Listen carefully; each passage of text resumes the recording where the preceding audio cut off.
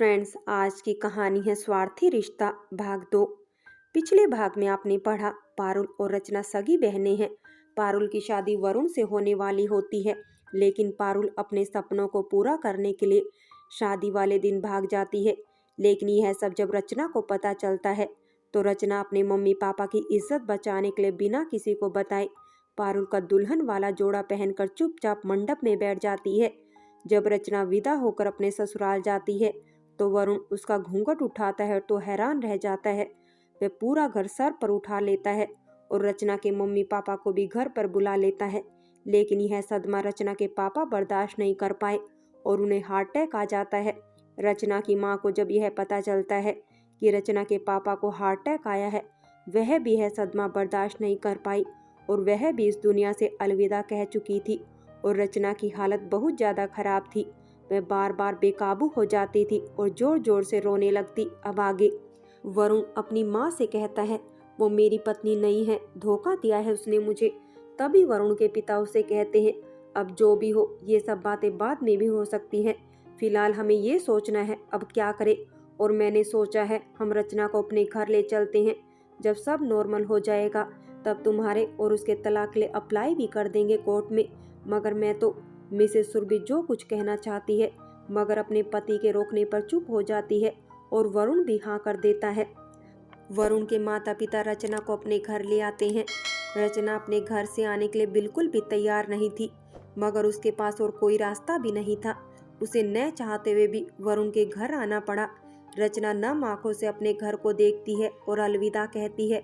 सोचती है कुछ दिन पहले इस घर का क्या माहौल था, यहाँ कितनी खुशियाँ भरी हुई थी और आज यहाँ बस वीराने और सन्नाटे बोलते हैं। ये तुमने क्या कर दिया पारुल।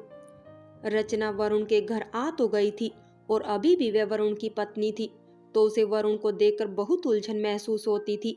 हालांकि मिसेस सुरभि ने उसके लिए अलग कमरा ठीक करवा दिया था, मगर फिर भी रचना का सामना वरुण से हो ही जाता था, जो उसे उलझन में डाल देता।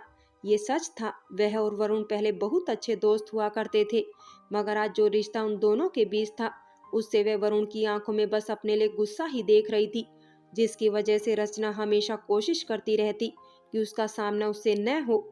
मगर रहते तो एक ही घर में थे ना, तो सामना होना तो लाजमी था। कभी कभी कुछ फैसले हमें वक्त पर छोड़ देने चाहिए, क्योंकि वक्त तो मरहम है जो जख्मों को धीरे धीरे भरता है। रचना ने अब मुश्किलों से समझौता करना सीख लिया था, क्योंकि अपनी बहन से मिले धोखे और अपने माता पिता की अचानक मृत्यु ने उसे झिंझोड़ कर रख दिया था और बहुत कुछ सिखा भी दिया था। वह अकेली हो गई थी, बिल्कुल अकेली। मिसेस सुरभि एक बहुत अच्छी औरत थी। वह रचना का दर्द अच्छी तरह समझती थी और उसके साथ टाइम स्पेंड करती थी। वह रचना को अपनी बेटी की तरह प्यार देती और ख्याल भी रखती थी। रचना पहले से कुछ ठीक हो गई थी। अब वह मिसेस सुरभि के साथ किचन में भी नजर आने लगी। वह उनका हाथ बटाती, उनके साथ घूमने भी जाने लगी। अब वह कभी कभी मुस्कुराने भी लगी थी, जिसे देखकर मिसेस सुरभि भी खुश रहती थी। रचना के आने से उन्हें भी एक कंपनी मिल गई थी। रचना के माता पिता को गुजरे हुए 1 महीना हो गया था। इस बीच एक बात जो रचना को हमेशा आधी नींद से जगा देती थी और सोने नहीं देती थी, वह थी पारुल की चिंता। न जाने वह कहाँ होगी, ठीक तो होगी ना। रचना को आज भी अपनी बहन की फिक्र रहती थी। हालांकि उसने अपने माता पिता की मृत्यु के बाद उसे बहुत कॉल भी किए थे, मगर हर बार उसका फोन स्विच ऑफ ही मिलता था। दिन बीतते जा रहे थे। वरुण के माता पिता ने वरुण और रचना के तलाक के लिए कोर्ट में याचिका भी दायर कर दी थी, मगर उसमें समय लगेगा, ऐसा वकील ने कहा था। रचना अब भी वरुण के घर में ही रह रही थी। उसने फिर से कॉलेज जाना शुरू कर दिया था। वह अपनी पढ़ाई पूरी करना चाहती थी और अपने पैरों पर खड़ी होना चाहती थी। उसे यूं वरुण के घर पर रहना अच्छा नहीं लग रहा था। वह जल्द से जल्द यहाँ से जाना चाहती थी। इधर इन सारी वारदातों से बेखबर पारुल अपने कैरियर में बिजी थी। उसने अपना फोन का नंबर भी बदल लिया था। उसने पीछे मुड़कर देखना ही छोड़ दिया था। वह बहुत आगे निकल चुकी थी। मॉडलिंग के कॉन्टेस्ट में अब टॉप 10 में आ गई थी। वह अपनी खुशी में इतनी खुश थी, उसे और कुछ नजर ही नहीं आ रहा था। बड़े शहर की चकाचौंध भरी जिंदगी में वह गुम हो गई थी। वहां पर उसने बहुत से लोगों से दोस्ती भी कर ली थी और लेट नाइट पार्टीज और क्लबों में जाना, ये सब उसके लिए बहुत ही आम हो गया था। बहुत ही जल्द उसके सारे सपने पूरे होने वाले थे। रचना अब कॉलेज जाने लगी थी और रोज उसे कॉलेज छोड़ते हुए वरुण ऑफिस जाता था। ये मिसेस सुरभि का हुक्म था। वह चाहती थी शायद इससे भी वरुण के मन की कड़वाहट कम हो जाए और दोनों में फिर से दोस्ती हो जाए। मिसेस सुरभि के मन में कुछ और ही प्लानिंग चल रही थी। उन्हें रचना शुरू से ही पसंद थी। नरम मिजाज, प्यारी सी लगती थी, जिसे सबसे मोहब्बत थी। लेकिन वरुण की पसंद पारुल थी, जिसकी खूबसूरती ने उसे उसका दीवाना बना दिया था। तो मिसेस सुरभि भी वरुण की खुशी में खुश थी। पर अचानक ही हुए हादसे को सुरभि भगवान की मर्जी समझ रही थी। शायद मेरे बेटे की किस्मत में रचना ही थी और अब वह सच में रचना को अपनी बहू बनाना चाहती थी। मगर कैसे, ये भी उन्होंने सोच लिया था। सुबह से ही सुरभि बहुत परेशान थी और पूरे घर में शोर मचाती फिर रही है। अरे ये नहीं करो, इसे यहाँ रख दो। और सुनो कमली, तुमने माँ जी का कमरा ठीक तो कर दिया है ना? सारी सफाई हो गई है ना? कमली, जी मैडम, सब हो गया है। चलो ठीक है फिर, कहते हुए मिसेस सुरभि वरुण के कमरे की तरफ बढ़ने लगती है। तभी वरुण वहां पहुंच जाता है और पीछे से मिस्टर सक्सेना भी आ जाते हैं। वरुण अपनी माँ को सुबह सुबह परेशान देकर हैरान रहता है और पूछता है, क्या हुआ माँ, सब ठीक तो है ना? आज आप वॉक पर नहीं गई और घर की सफाई क्यों करवा रही है? घर तो साफ ही है। मिसेस सुरभि के कुछ कहने से पहले उधर से मिस्टर सक्सेना कहते हैं, अरे ये अपनी सासू माँ की आने की तैयारी कर रही है। माँ आने वाली है गांव से। तुम्हारी शादी में तो वह यहाँ आ नहीं पाई थी, तो वह अब आ रही है अपने पोते और बहू के साथ रहने। क्या दादी आ रही हैं? क्या मतलब बहू के साथ रहने का? आपने उन्हें मेरी शादी का सच नहीं बताया। वरुण अपने पिता की बात पर हैरान होकर माँ की तरफ देखता है। नहीं, नहीं बताया। माँ जी की तबीयत ठीक नहीं रहती है आजकल और डॉक्टर ने उन्हें स्ट्रेस लेने से मना किया है, तो हमने उन्हें कुछ नहीं बताया है। सही समय देखकर हम उन्हें सच बता देंगे। मिसेस सुरभि वरुण को शांत रहने के लिए कहती है। वहीं उन सब से थोड़ी दूर पर खड़ी रचना ये सब देख रही थी और सुन भी रही थी। अरे रचना बेटा, उठ गई, तुम आओ यहाँ मेरे पास। मिसेस सुरभि रचना को यूं चुप खड़ा देखकर अपने पास बुलाती है तो वरुण पलट कर उसे देखता है और मन में कहता है, बस तुम्हारी ही कमी थी। रचना धीरे धीरे चलते हुए मिसेस सुरभि के पास पहुंचकर कहती है, जी आंटी। मिसेस सुरभि, आओ मेरे साथ, और वरुण तुम भी आओ। मैं क्यों? वरुण एक बार फिर सवाल करता है, मगर मिसेस सुरभि बिना जवाब दिए सोफे की तरफ बढ़ जाती है और वरुण और मिस्टर सक्सेना भी उनके पीछे पीछे चल देते हैं और एक तरफ जाकर बैठ जाते हैं। मिसेस सुरभि अब अपनी बात शुरू करती है, ऐसा है कि तुम्हारी दादी को तुम लोगों की शादी का सच क्या है नहीं पता है, और ना ही यह पता है तुम लोगों का तलाक होने वाला है। तो मैं और तुम्हारे पापा चाहते हैं तुम और रचना बस 1 महीने के लिए, जब तक दादी यहाँ है, उनसे ये सच छुपा लो और एक शादीशुदा जोड़े की तरह रहने का नाटक भी करो। इम्पॉसिबल, आप लोगों को क्या हो गया है? मैं नहीं कर सकता ये सब। वरुण अपनी माँ की बात पर गुस्से से खड़ा हो उठता है। तभी उसके पिता उसे दोबारा बिठाते हुए कहते हैं, शांति से बात करो वरुण, तुम आजकल हर बात पर गुस्सा करने लगे हो। देखो, कुछ दिनों की बात है, माँ चली जाएगी तो सब पहले जैसा ही हो जाएगा। और तुम तो जानते ही हो माँ की तबीयत ठीक नहीं है, उन्हें कोई भी शौक लगे ये उनके लिए अच्छा नहीं है। रचना बेटा, कुछ दिनों की बात है, तुम्हें कोई एतराज तो नहीं है ना? वह अब रचना की तरफ देखते हुए कहते हैं। रचना सब की बातों से बहुत हैरान थी, खासकर वरुण के रवैये से उसे कुछ भी समझ नहीं आ रहा था कि वह क्या जवाब दे। वह अपने दोनों हाथों की हथेलियों को आपस में मसल रही थी और मिसेस सुरभि उसकी हालत को समझ रही थी। तो अब की बार वह रचना से कहती है, बेटा रचना, कोई बात नहीं, अगर तुम्हें ये सब नहीं करना है तो कोई जबरदस्ती नहीं है। हम माँ जी को सच बता देंगे, जो होगा उसे हम सब मिलकर संभाल लेंगे, तुम फिक्र मत करो।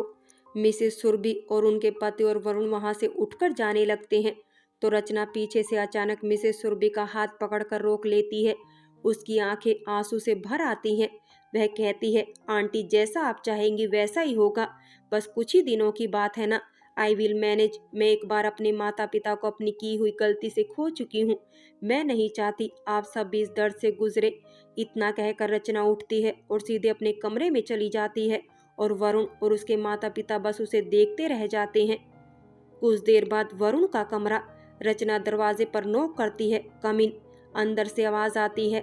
रचना दरवाजे को खोलकर जैसे ही अंदर आती है, वरुण हैरान रह जाता है, तुम यहाँ? हाँ, वो आंटी ने कहा है जब तक दादी यहाँ रहेगी तब तक मैं आपके कमरे में रहूंगी। वह अपने सामान को घसीटते हुए अंदर आते हुए कहती है, तुम्हारा दिमाग खराब हो गया है क्या? मम्मी ने कहा है और तुम मुंह उठाई यहाँ चली आई। मम्मी मम्मी, वरुण जोर जोर से कमरे से चिल्लाता है और रचना चुप खड़ी है। अरे क्या हुआ, क्यों इतना शोर मचा रहे हो? मिसेस सुरभि वहाँ आ जाती है। आपने इसे कहा है कि अब से ये मेरे कमरे में रहेगी। मिसेस सुरभि, हाँ मैंने कहा है। आप जानती हैं आप क्या कह रही हैं?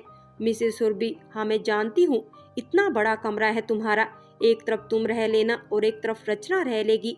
अब रचना अलग कमरे में रहेगी तो तुम्हारी दादी को शक भी हो सकता है ना, बात को समझो। अच्छा, मुझे किचन में बहुत काम है, कुक ने पता नहीं क्या क्या बनाया है, सब देखना है मुझे, बाद में बात करते हैं। ठीक है बेटा। इतना कहकर मिसेस सुरभि वहाँ से चली जाती है और रचना अपना सामान लेकर एक तरफ बढ़ जाती है और जैसे ही वहाँ की अलमारी खोलती है तो दंग रह जाती है।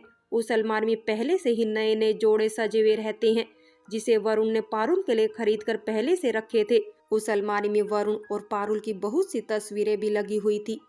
रचना अलमारी फिर से बंद करने लगती है तो वहाँ पर खड़ा वरुण जो सब देख रहा था, उसके जख्म फिर से ताजा हो जाते हैं।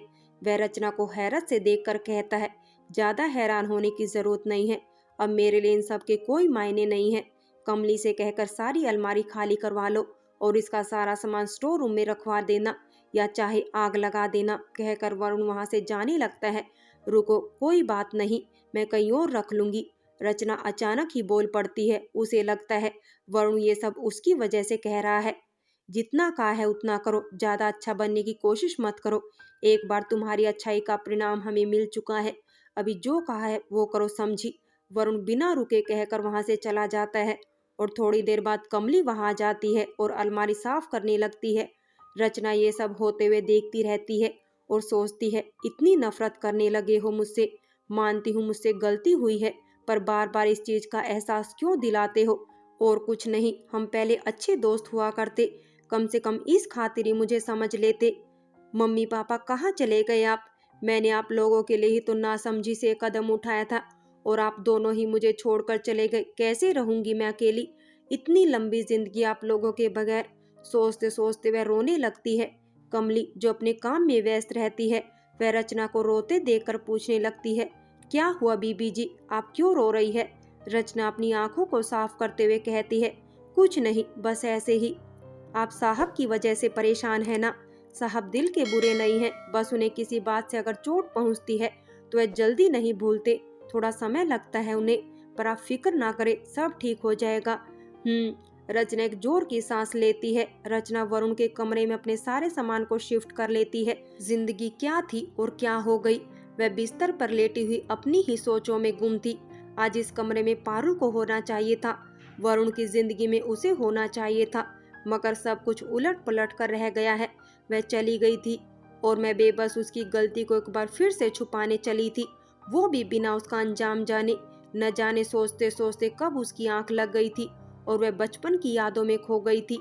रचना चिल्लाती हुई पारुल रचना के पास पहुंचती है और कहती है, देखो ना, मुझसे पापा का फेवरेट फ्लावर पॉट टूट गया है, मैं क्या करूं? मम्मी ने कहा इसे मत छूना, मगर मैंने छूकर बस देखा ही था और वह गिर कर टूट गया।